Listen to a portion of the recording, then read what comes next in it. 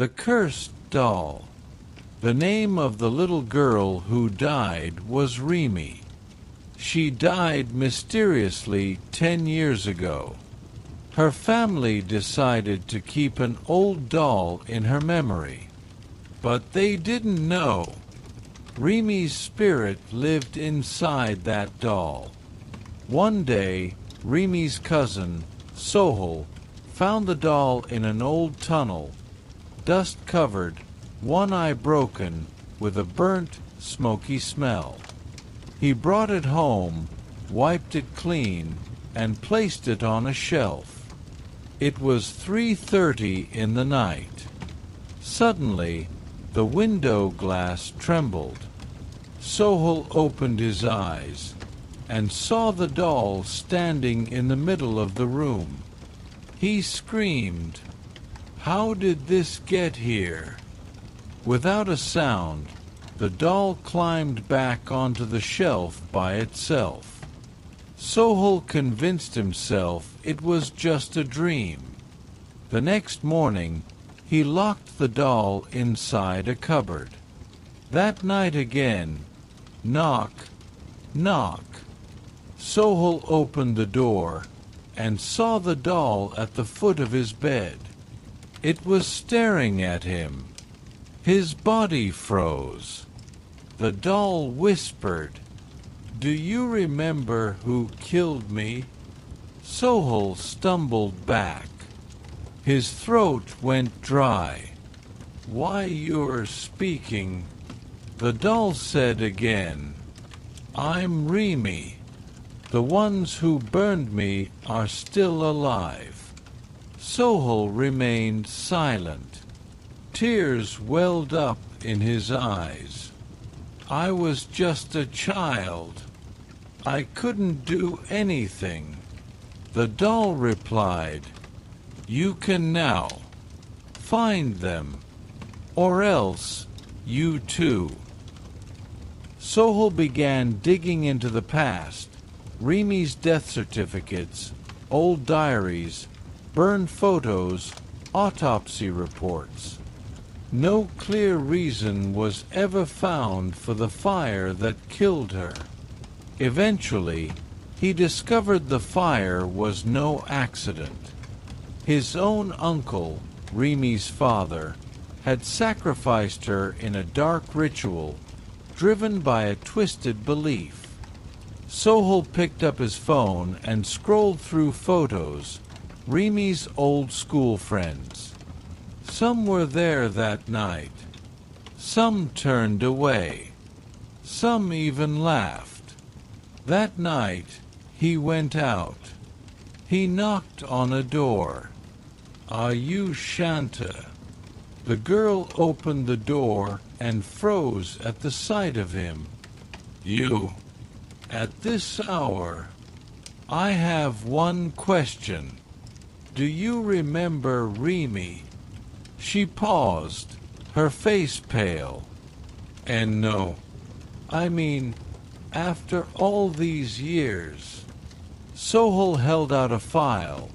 Inside were Remy's burnt photos, medical reports, papers. Shanta's hands trembled. A photo dropped to the floor. "Why are you carrying this around?" she cried. Behind her, the doll stood in the doorway's shadow, cracked face, darkened eyes, a blood-red smile on its lips. "You laughed. I was burning, and you laughed." "Laugh again," the doll said. The lights went out. The room shook. Shanta's screams were heard for a few seconds, and then silence. Sohel returned home, his face unchanged, except for a faint blood stain on his sleeve. The next day, a small headline in the paper. "Girl found dead in suspected suicide, face burned in fire." Sohel read it and smiled.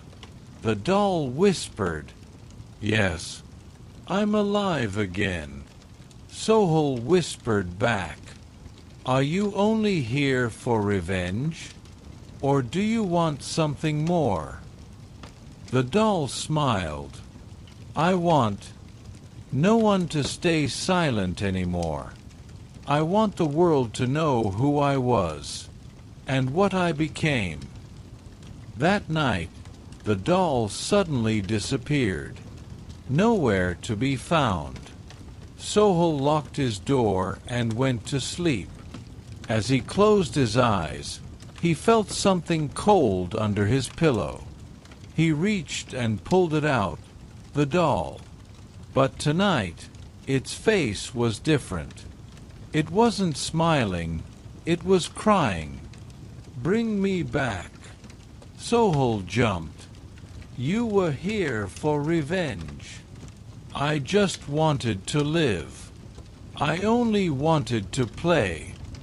Sohul hugged the doll tightly to his chest. Behind him, the door creaked open. A cold wind blew out the candle. Then came another voice from the corner of the room. "Did you think she came alone?" Sohul turned. Another doll stood there. It looked just like Remy, but its eyes turned backward. Sohul screamed, and that night, no one ever saw him alive again. The next day, his room was found locked, the windows barred from the inside. When police broke the lock and entered, what they saw sent shivers down their spines. The walls were covered with drawings of the same face, Remy's, all drawn in pencil, ink, blood, mixed together. On the bed lay a body, headless, the face gone. Beside it sat the doll, silent, still. One officer picked up the doll. "What a grotesque face!" Suddenly, the doll opened its eyes, whispered, "There's more." That night, the officer went missing. After this, the house was sealed off. Locals say they see footprints around the house, and sometimes hear a child crying at night. 3 months later, a YouTuber named Suman visited the house to make a video about its mystery. He entered with camera and flashlight. "Guys, we've entered the haunted house, where 3 people went missing." Suddenly, the camera light went out. Silence. Then the screen showed a doll, its eyes rolling, lips moving, whispering. Rahat looked down. "Forgive me. I want to help you. Can you not be freed?" The doll trembled, its voice softer now. "There was a photo, the one I was bound to. Burn that, and I'll be free. But they hid it, to keep me trapped, to keep fear alive." Rahat stood up. "I'll find it. But promise me, you won't enter anyone's body again. Don't scare any more children." The doll stared for a moment, then said, "If you come back, I'll be waiting. If not, I'll start playing again." Rahat left the house. He began searching libraries, police stations, old neighbors. 3 days later, he met an old priest who said, "Before the fire, your uncle threw that photo into an old village well. It holds not just darkness, but the shadow of a demon." That night, Rahat went alone to the well. Silence all around, torch in hand, a box of matches in his pocket. He looked down into the dark abyss. He tied a rope and climbed down. A chill ran through him.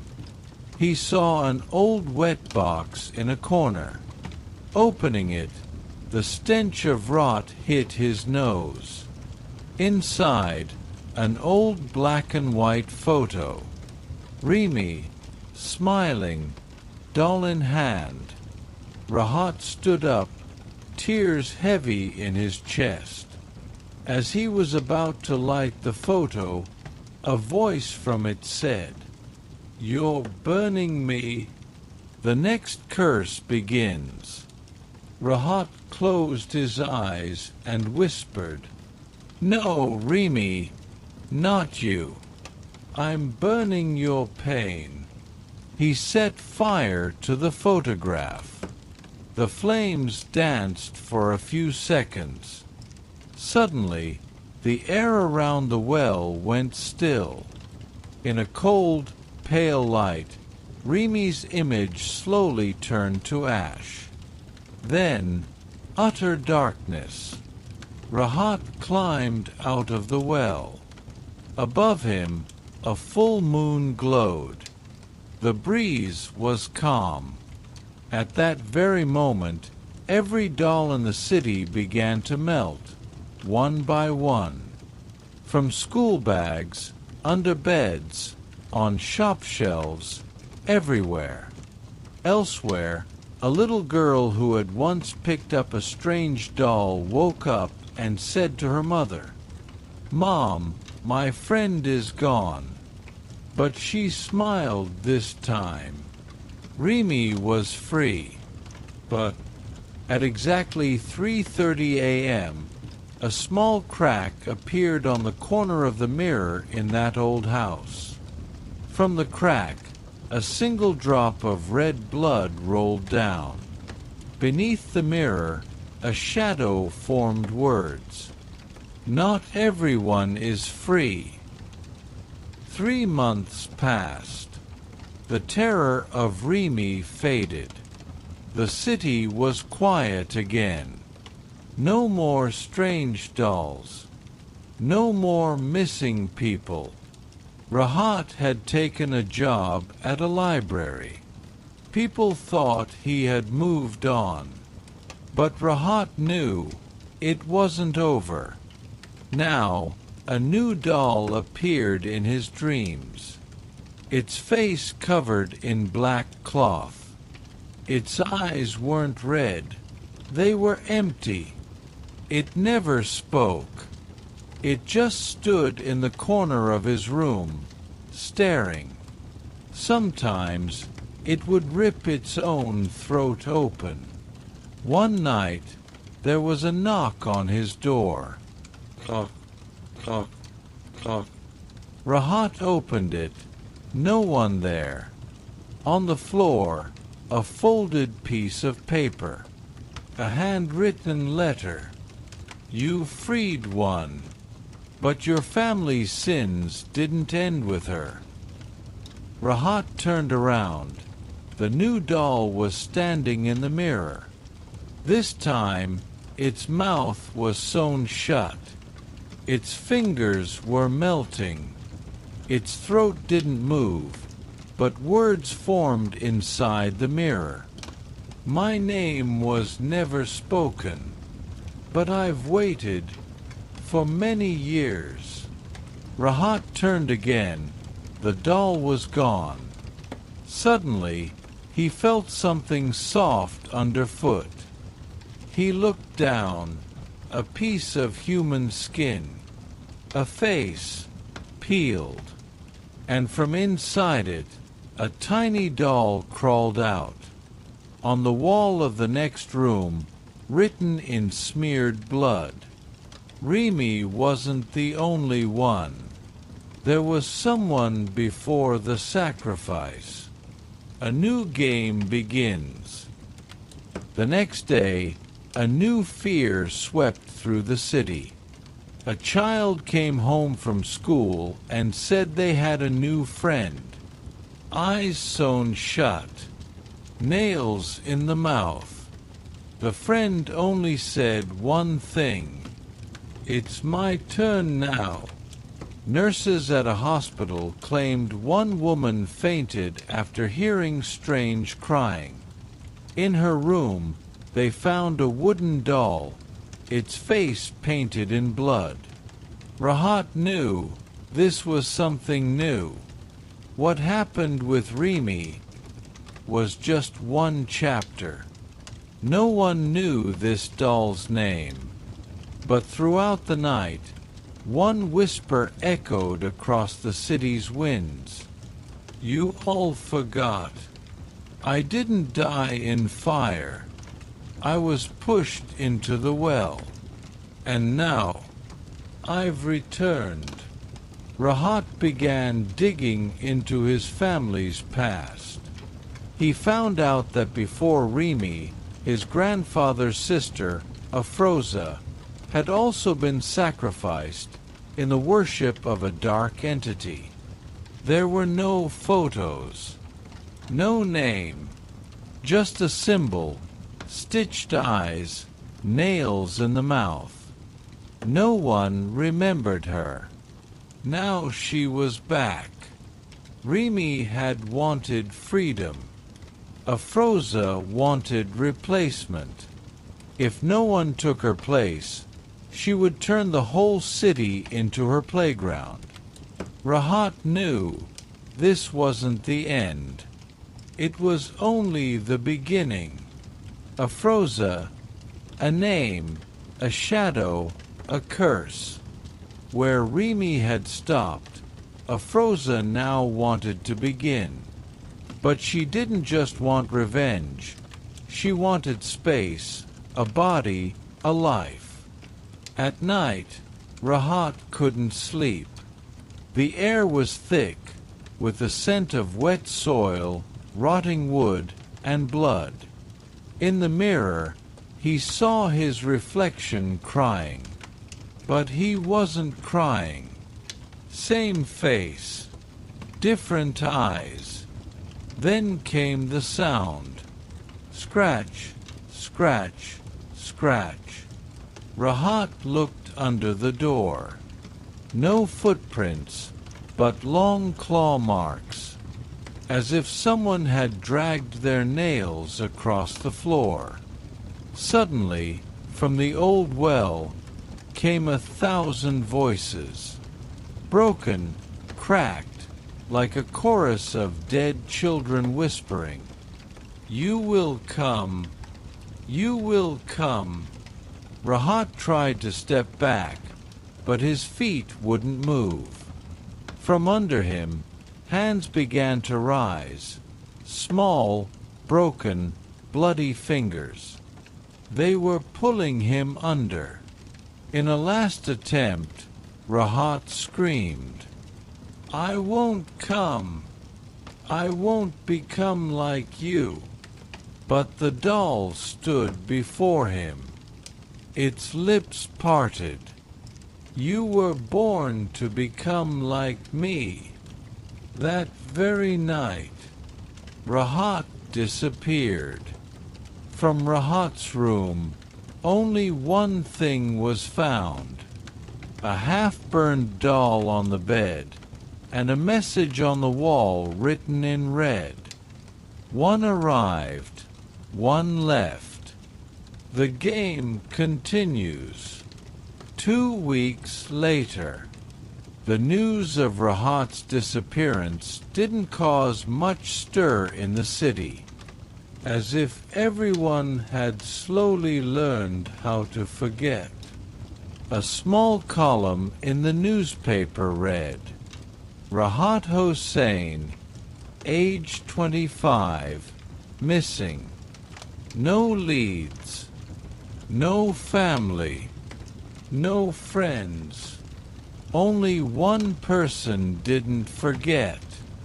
Her name was Megla, Rahat's girlfriend, the last person he had spoken to, the final message he ever sent her. I'm going down. If I don't come back, don't look into the mirror." Since that night, Megla hadn't slept. She had covered the mirror in her room with a black cloth.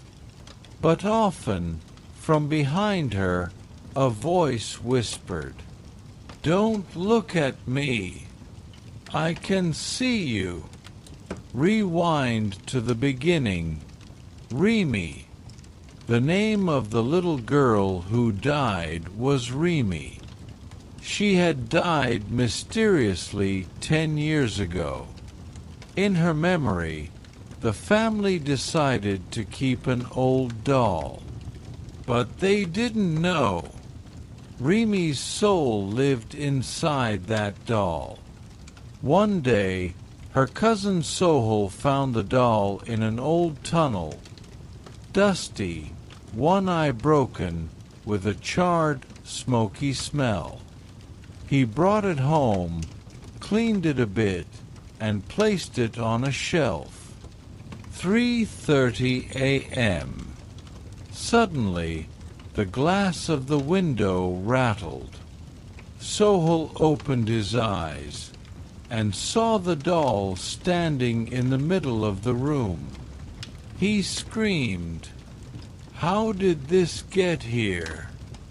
The doll, without a sound, climbed back up to the shelf. Sohel convinced himself it was just a dream. The next morning, he locked the doll in a cupboard. That night, again the sound. Knock, knock. Sohel opened the door and saw the doll at the foot of his bed. It was staring at him. Sohel's body froze. The doll whispered, "Do you remember who killed me?" Sohel stumbled backward. His throat dried. "Why, you can talk." The doll spoke again. "I'm Remy. The ones who burned me, they're still alive." Sohel stayed silent. Tears welled up. "I was just a child. I couldn't do anything." The doll said, "You can now. Find them, or else you too." Sohel started digging into Remy's death.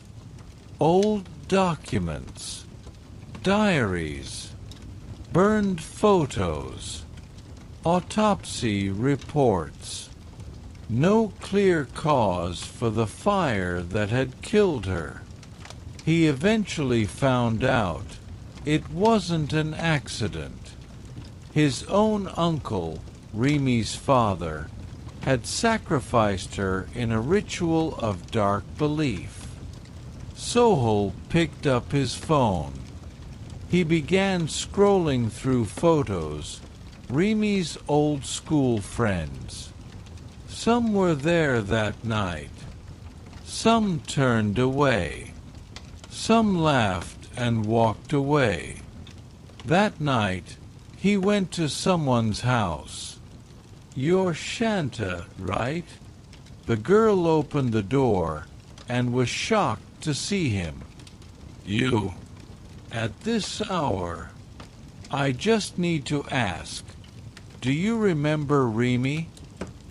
Shanta froze. Her face drained of color. "No. I mean, after all this time." Sohel handed her a file. Inside were Remy's charred photos, reports, documents. Shanta's hands trembled. A photo fell to the floor. "Why are you carrying these around?" she screamed. Behind her, the doll stood in the doorway's shadow. Cracked face, blackened eyes, blood-red smile on its lips. "You laughed," the doll said. "I was burning, and you laughed. Laugh now." The lights went out. The room shook. Shanta's scream echoed for a few seconds. Then, silence. Sohel returned home. His face showed no emotion, only a faint bloodstain on his sleeve. The next day, the newspaper printed a small headline. Girl believed to have committed suicide. Face burned in fire. Sohel watched and smiled. The doll said, "That's it. I'm coming back to life again." Sohel whispered, "Did you only come for revenge, or is there something you want?" The doll smiled and replied, "I want no one to stay silent anymore. I want everyone to know who I was, and what I became." That night, the doll suddenly vanished.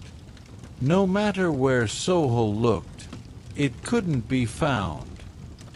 He locked his door and went to sleep.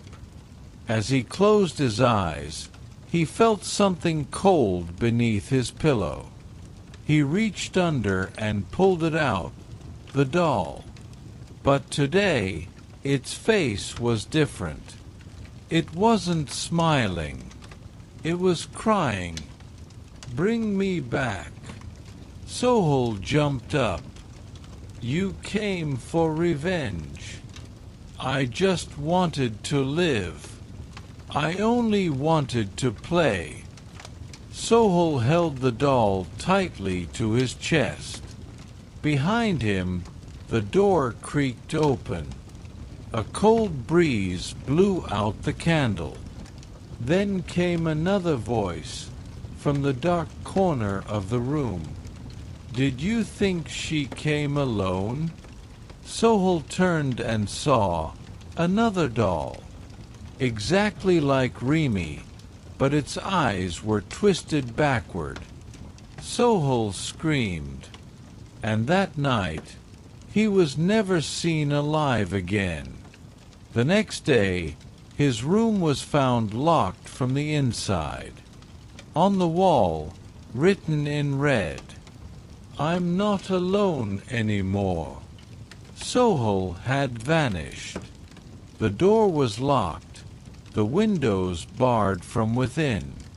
The police broke the lock. What they found inside terrified every officer. Every wall was covered with drawings of the same face, Remy's, drawn with pencil, ink, and blood. On the bed lay a body with no face. The face had been removed. Beside it sat the doll, completely still. One officer picked it up. What a strange thing! Such a grotesque face. Suddenly, the doll opened its eyes. It whispered, "There's more." That night, the officer disappeared. After this, the house was sealed. Locals said they saw footprints around the building, and at night they heard a child crying.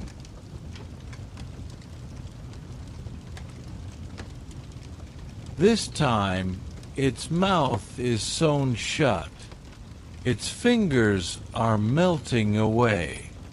It doesn't move its throat, but in the mirror, words form.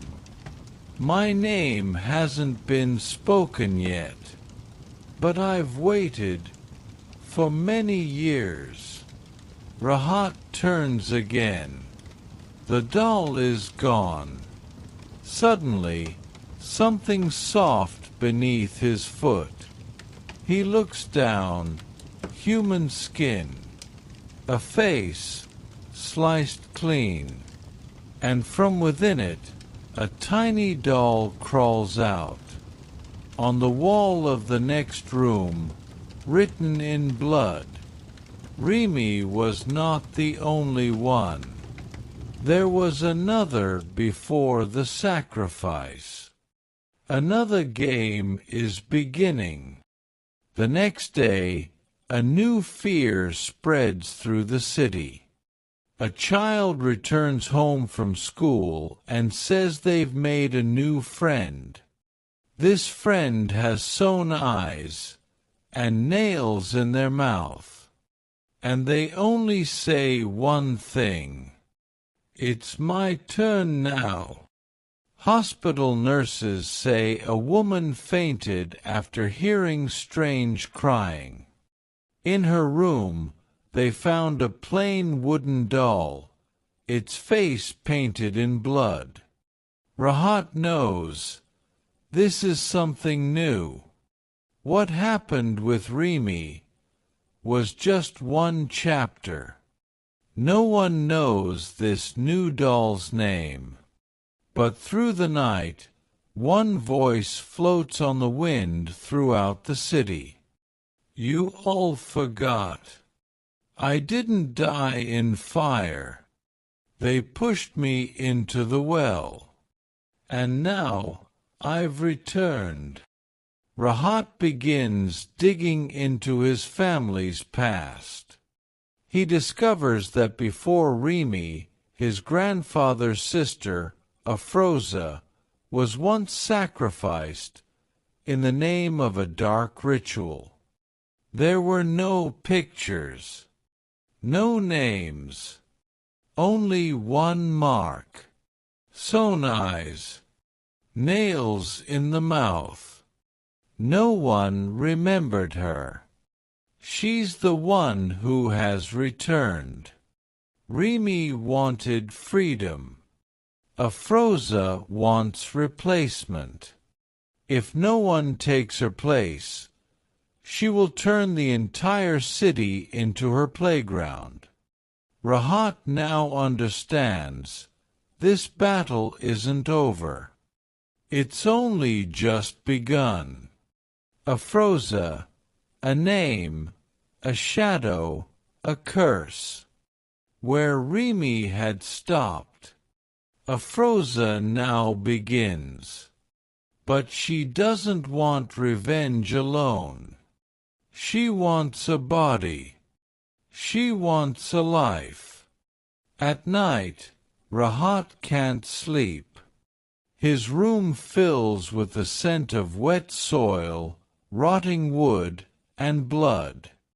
In the mirror, he sees his own reflection crying. But he isn't crying. Same face, different eyes. From the walls, the sound begins again. Scratch, scratch, scratch. Rahat kneels to look beneath the door. No footprints, only long, deep claw marks, as if something had been dragged by its nails across the floor. Suddenly, from deep within the old well, 1,000 voices, harsh, broken, like a chorus of dead children all whispering at once.